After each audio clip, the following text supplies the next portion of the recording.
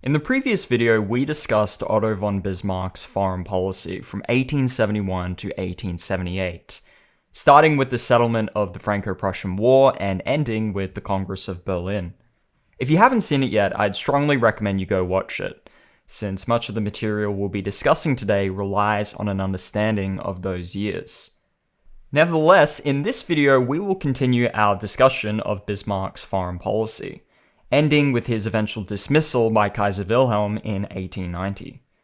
Since this effectively marks the end of the Bismarckian era, we're going to be posing some big questions about the Iron Chancellor's legacy and the German imperial project as a whole. Specifically, was Bismarck's peace truly sustainable? Why did he make the decisions that he made? And what guilt, if any, does he have in the events which preceded him? I should preface by saying that these questions are highly controversial, and this entire field of study remains very contentious. The First World War was one of, if not the most complex conflicts in human history. Its causes were incredibly convoluted, and it's debatable whether it even had to happen at all. Be that as it may, if we truly want to make sense of this great power conflict, then we have to look back to the 19th century, to the German Empire, and to Bismarck's geopolitical order. So without further ado, let's continue. Following the virtual collapse of the Three Emperors League in 1879, both Russia and Austria had become free to seek other allies. Russia had emerged from the Congress of Berlin deeply resentful of Germany's role in blocking its advance through the Balkans. War between Russia and Austria now seemed like a realistic possibility.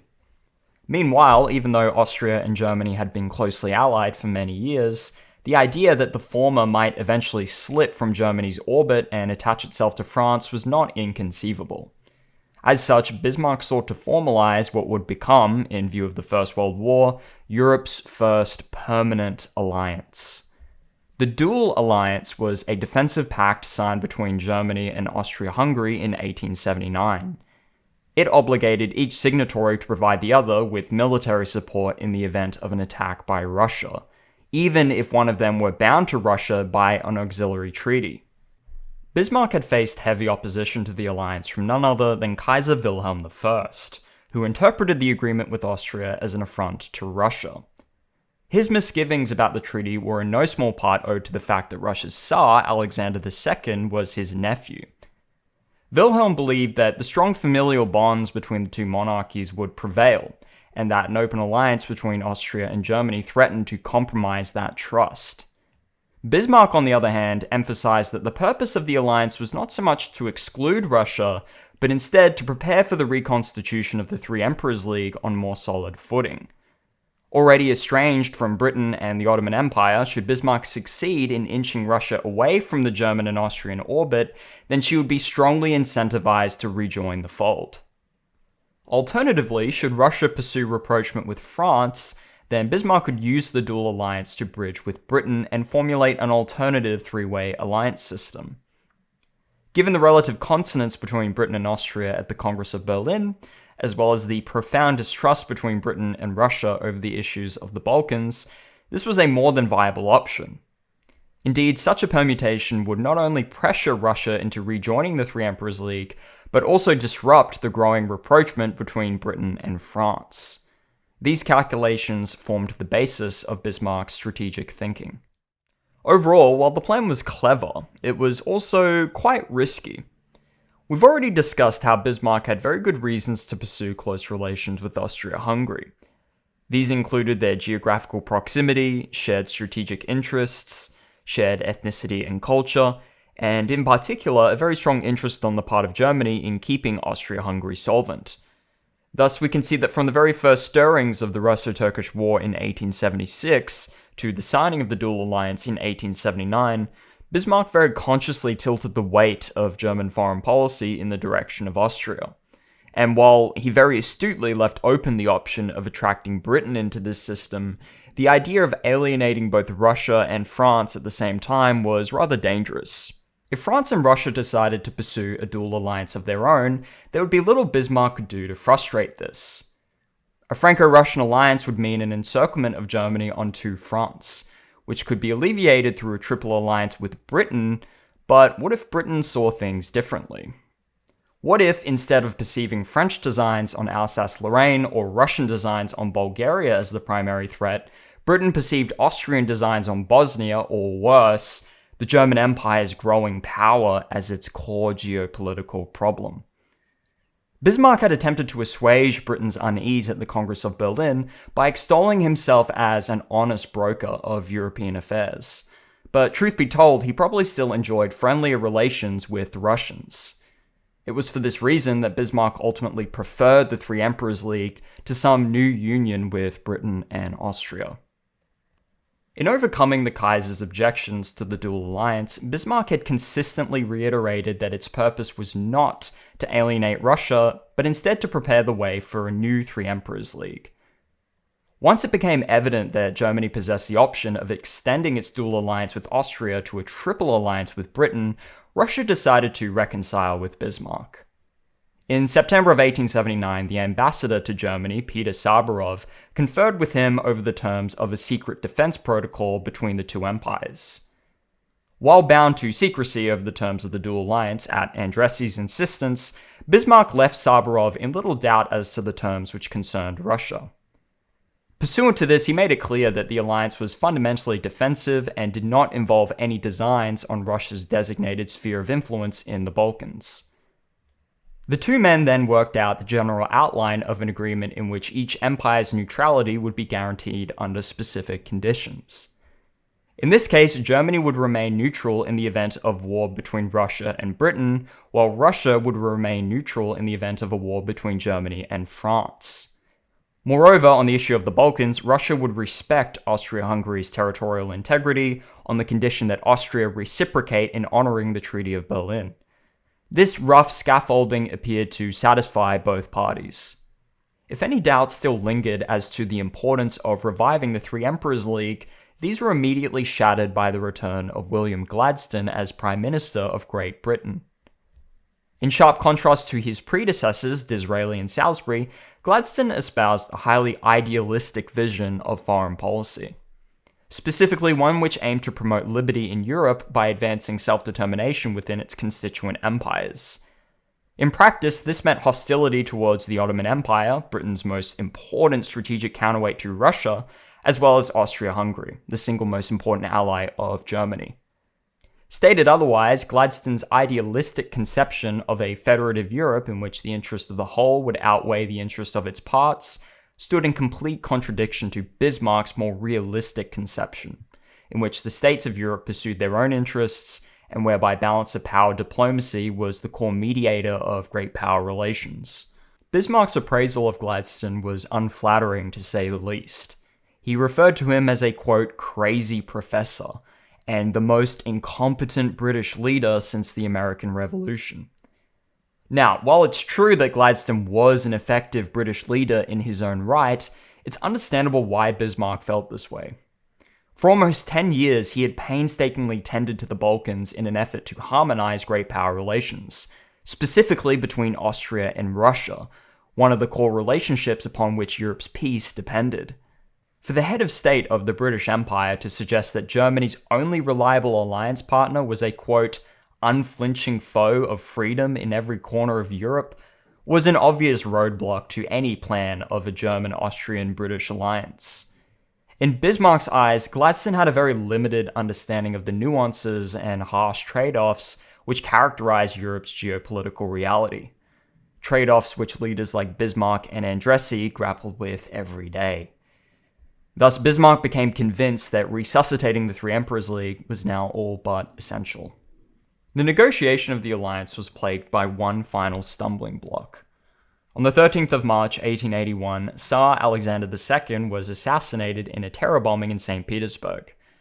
Since Ambassador Saburov's undertakings with Bismarck depended entirely upon his goodwill, the state of the new treaty now was contingent upon the attitude of his successor, that being Alexander III.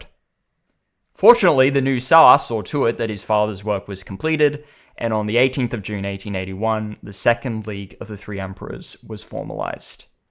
The Second League was top secret, and actually didn't become public knowledge until after the First World War.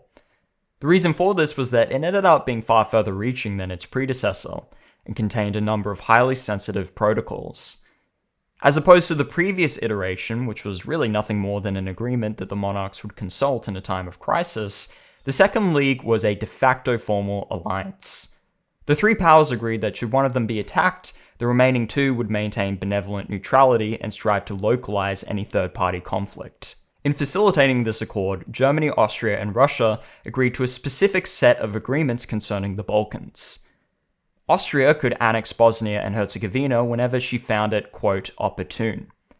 In accordance with the Treaty of Berlin, the three powers would discourage the Prince of Bulgaria from invading eastern Rumelia. In this connection, while they were not opposed to the union of Bulgaria and Rumelia if circumstances made that necessary, they strove to deter Bulgaria from attacking Macedonia and the other Ottoman possessions in order to prevent further conflicts of interest from materializing between Austria and Russia. So at last, Bismarck had procured a formal guarantee which ensured that Germany would not face a two-front war with France. The only technical drawback was that the treaty had a relatively short expiration date of only 3 years. This came at the insistence of a very skeptical Austria, who has always remained concerned about Russian intentions. Nevertheless, there was something in this alliance for everyone. From Austria's point of view, the new League of the Three Emperors presented an opportunity to consolidate their gains made at the Congress of Berlin. In unison with the dual alliance, it also embedded Austria-Hungary into a very secure system of power that ensured that it would not fall prey to either Russia, France, or the Ottoman Empire. Finally, it also permitted Austria to continue its economic penetration of the Western Balkans. So long as they did not challenge Russia's political hegemony in Bulgaria, they even stood to strengthen their position within the wider region. From Russia's point of view, the alliance was a way to escape isolation, to lock in what little gains remained from its war with the Ottomans, and to buy time for the empire to put its finances in order. Bismarck, however, was not wholly content with Germany's strategic position. Ever wary of the intense conflicts of interest between Austria-Hungary and Russia, he sought to expand this system beyond the parameters of the Three Emperors League, and hedge against the risk of conflict with Russia. Hence, shortly thereafter, Bismarck pursued the Triple Alliance with Italy. The impetus for the Triple Alliance were Germany and Austria's concerns over growing Franco-Russian rapprochement. In late 1881, the Republican revanchist Leon Gambetta had assumed office, and shortly thereafter, prominent Russian generals began appearing at his court. Bismarck reasoned that should the Three Emperors League suffer a second split, it would be better to have some kind of agreement with Italy than none at all. If attacked by Russia, Austria could concentrate all her forces in the east, without worrying about her western and southern flanks. If attacked by France, Germany could expect Italy to hold down some of France's forces in the south, while it concentrated its forces in the north. Bismarck emphasized privately that Italy could not be trusted to uphold its offensive commitments in a time of war, which he called, quote, absolutely worthless. What mattered instead was her neutrality, which would significantly strengthen Germany's position.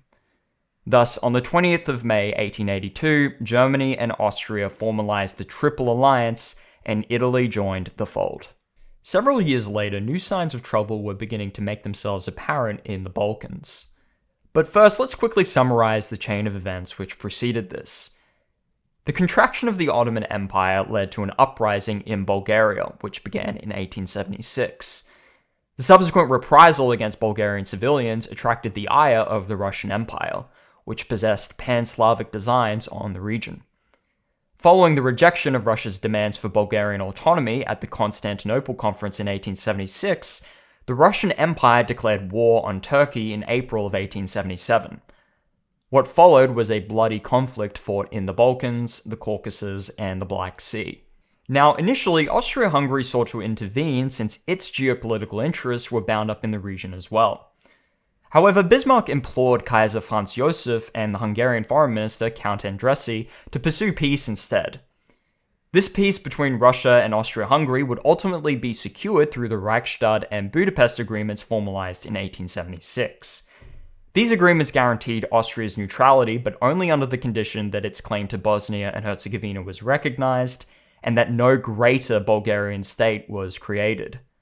At the war's conclusion, Russia formalized the Treaty of San Stefano, which created a far larger Bulgarian state than anticipated, and was interpreted as a violation by Austria.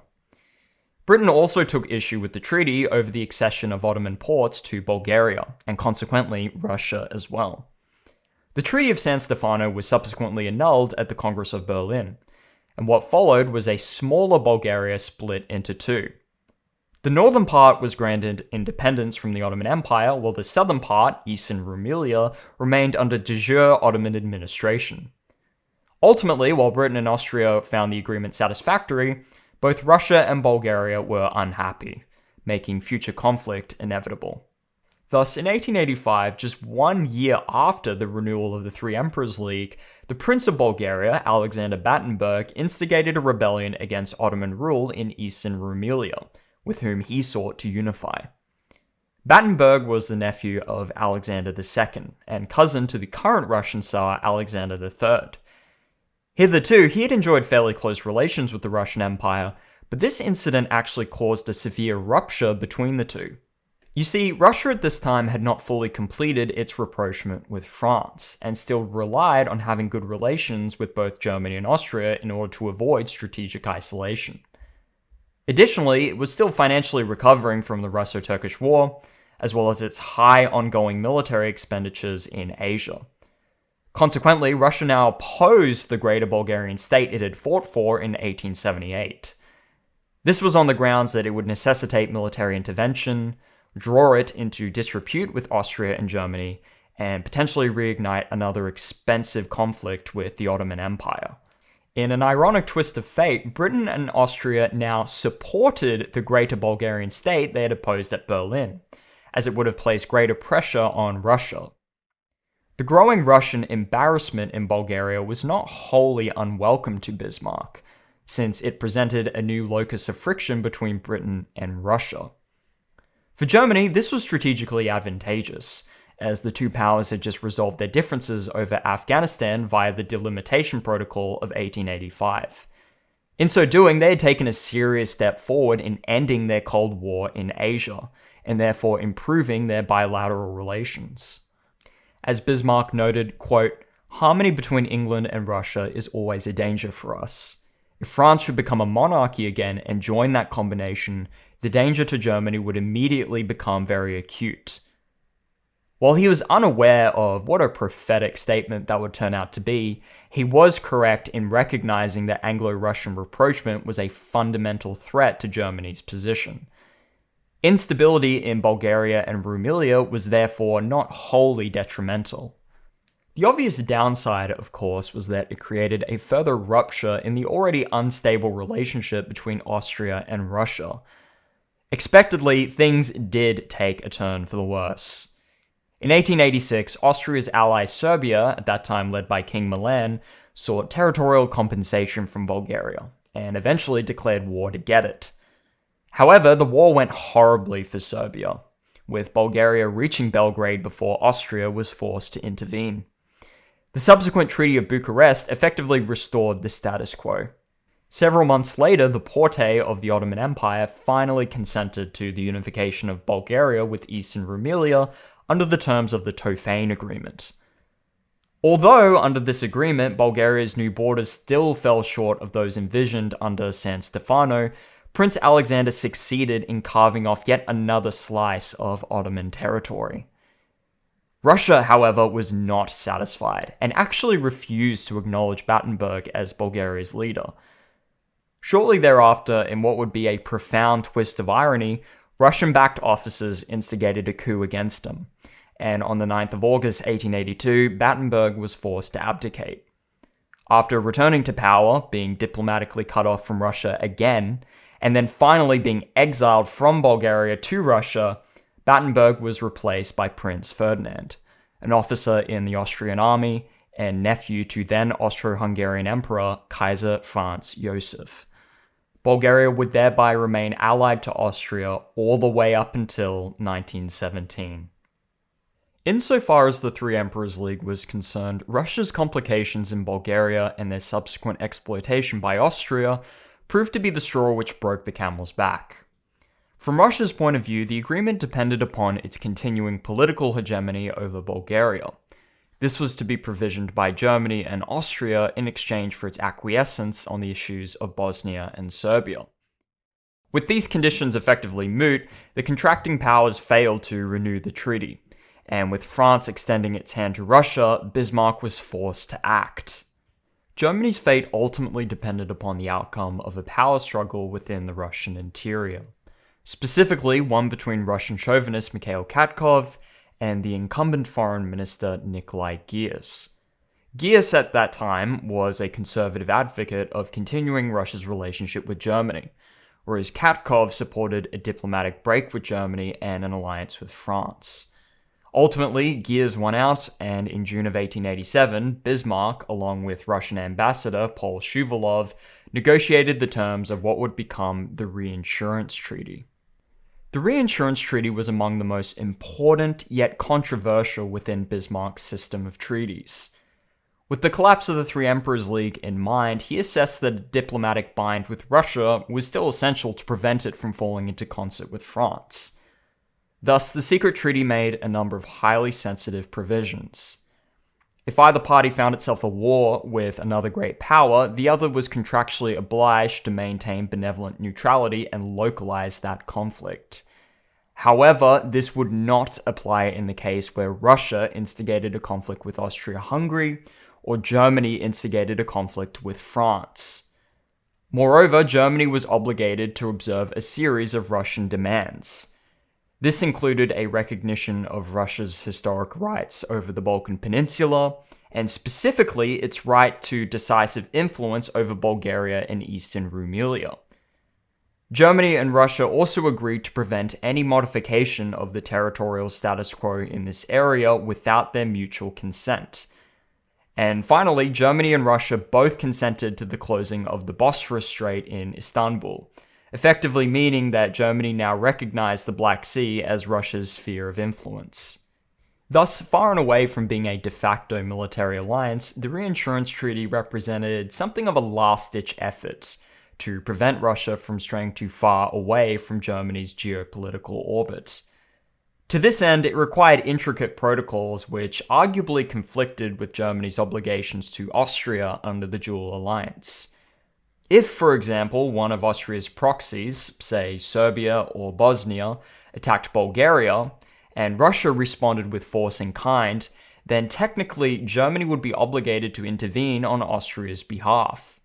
But if Austria and its proxies upset the balance of power in Bulgaria or Eastern Rumelia, then technically, under the terms of the Reinsurance Treaty, Germany would also be obliged to maintain Bulgaria's status quo. Bismarck's alliance system had thus become arcane and even contradictory.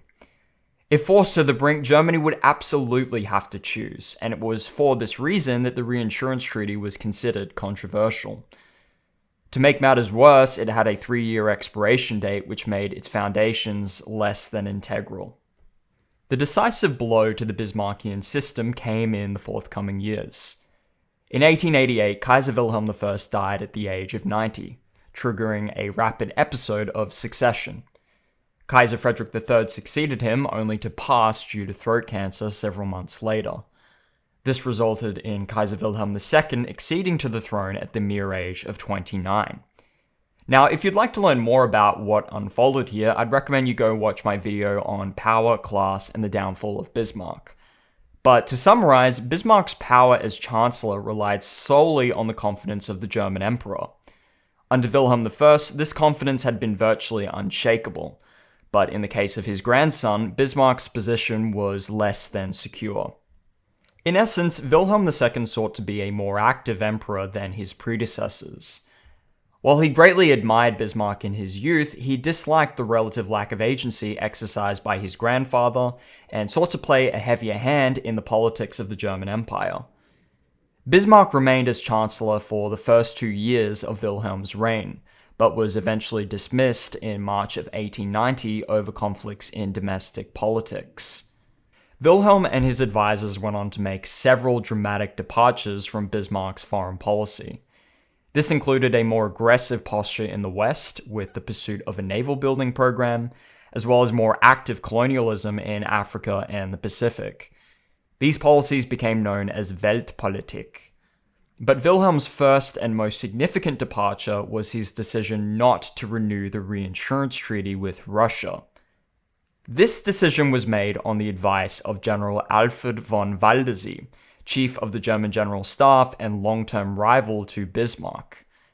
Waldesee noted the buildup of forces on Russia's border with Austria-Hungary, and saw conflict between Germany and Russia as inevitable.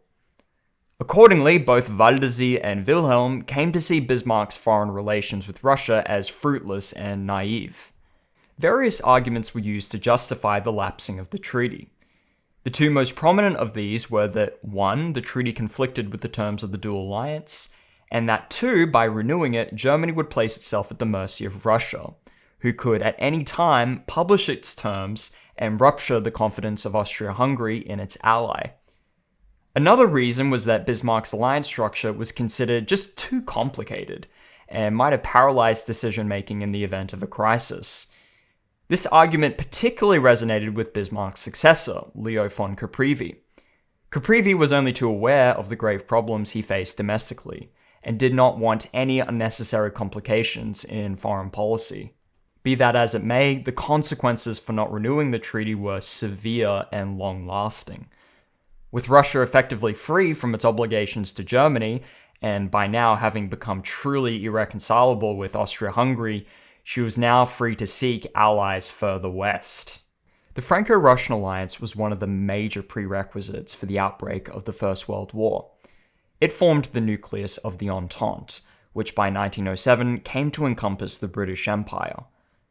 By that time, the battle lines between the major powers had been irrevocably drawn, with Germany and Austria-Hungary on one side and Britain, Russia, and France on the other. Various factors led to the Franco-Russian Alliance. For one, Tsar Alexander III and his Chancellor, Nikolai Gears, felt greatly threatened by Bismarck's Triple Alliance. Prior to the consecration of the Three Emperors League, it was even anticipated that Britain might join this system, which would have presented an enormous barrier to Russia's influence had it come to blows with Austria-Hungary during the Bulgarian Crisis of 1885. This marked the beginning of Franco-Russian rapprochement as Russia sought to escape its isolation. Another crucial factor was the escalating financial dependence of the Russian Empire on French finance. Throughout the 1880s and 1890s, Russia received large loans from French banks to finance its industrialization, as well as to deal with its constant fiscal deficits. This arguably rendered it dependent upon French imperialism, and thereby aligned the interests of the two states. Finally, what was perhaps the most decisive factor was the lapsing of the Reinsurance Treaty in 1890. With the termination of this agreement, Russia was now free to pursue a formal alliance with France that would not only render it free from its awkward alliance with Germany and Austria, but also place a hard check on increasing German power in Europe. It's at this point that we come to the end of the Bismarckian era in Europe. By March 1890, Bismarck had been effectively excised from high office, and in July 1898, he finally passed away at the age of 83. The rest, as we know, is history. But as it pertains to Bismarck's legacy, we still have several questions left to discuss. The first and most obvious being, was his peace sustainable? Throughout this entire story, we've seen a very consistent theme in Bismarck's foreign policy. That is, an attempt to conserve the status quo by any means necessary. This involved isolating France and keeping Russia and Austria from going to war at any cost. Now, the means by which he pursued these aims were undoubtedly genius, but we have to ask, was this peace sustainable? Both iterations of the Three Emperors League, as well as his more duplicitous system involving the Reinsurance Treaty, relied on a set of highly stringent assumptions. The first of these was an unbroken succession of Russian Tsars interested in an alliance with Germany. This was true enough with the first and second iterations of the Three Emperors League, but by the end of Bismarck's tenure, Alexander III had little interest in such an alliance. Speaking to Gears in 1890, the Tsar remarked, quote, "I am personally content that Germany was the first to indicate a desire not to renew the treaty, and I do not particularly regret that it no longer exists." Already by this time, Russia had little interest in a Germany it saw as not only biased against it, but too powerful in its own right. The second was the continuity of the Austro-Hungarian Empire. Bismarck's entire strategy of isolating France essentially rested on keeping Austria in Germany's orbit. Now, we've already established why Bismarck prioritized Austria over Russia in the previous video, so I'm not going to rehash that argument here. But suffice it to say, if anything happened which resulted in the dissolution of the Austro-Hungarian Empire, then Bismarck's plan was essentially moot. Both of the combinations he attempted included Austria, and his only other option, Germany, Russia, Britain, had faded away by the end of his tenure. Not only was this due to the lapsing of the Reinsurance Treaty, but also because Russia and Britain had already begun reconciling their differences over the Far East. This eventuated in Britain joining the Entente in 1907. With the benefit of hindsight, we can see that the Austro-Hungarian Empire's foundations were brittle. Like the Ottoman Empire, it did not survive the First World War, and with that, a significant part of Bismarck's system collapsed. Finally, the last major assumption was that Bismarck's successors would prove just as judicious in the management of Germany's foreign affairs as he had. The fact of the matter was that neither Waldersee, Caprivi, or Wilhelm had either the means or the will to reproduce Bismarck's arcane foreign policy. In fact, Bismarck himself expressed his dissatisfaction with the new leadership when, in 1896, he leaked the contents of the Reinsurance Treaty, sparking an absolute firestorm in the European press. While he was never punished for this, it did demonstrate how markedly the foreign policy views of the new and old guards differed. At a very high level, the shortcomings of the Bismarckian system reflect its cynical and highly conservative outlook.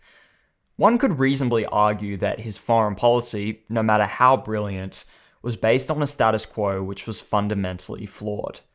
There was just simply no way to guarantee that Russia would remain friendly forever, that Austria-Hungary would remain whole forever, or that France would remain isolated forever.